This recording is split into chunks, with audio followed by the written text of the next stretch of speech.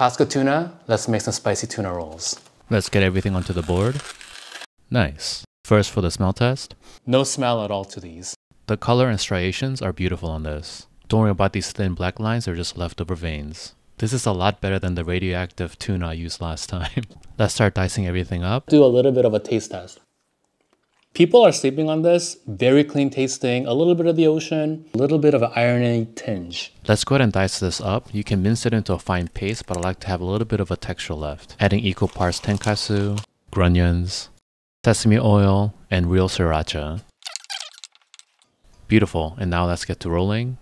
On a thin layer of the rice, sesame seeds for decoration, put our spicy tuna mix, and roll it tightly. Tight, yeah! If you don't want to roll, you can eat it deconstructed like this too.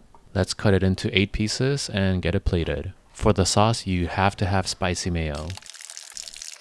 Let's go ahead and drizzle that over. Nice. Spicy tuna roll for under $1. That is just incredible. Really high quality ahi tuna. Flavor is complex. You got the spiciness, you got the garlic and stuff coming from the sriracha. Kewpie adds a nice richy creaminess. The sesame seeds on top adds that nuttiness along with the sesame oil in here. The tuna itself, very clean tasting. 10 out of 10. Thanks for watching.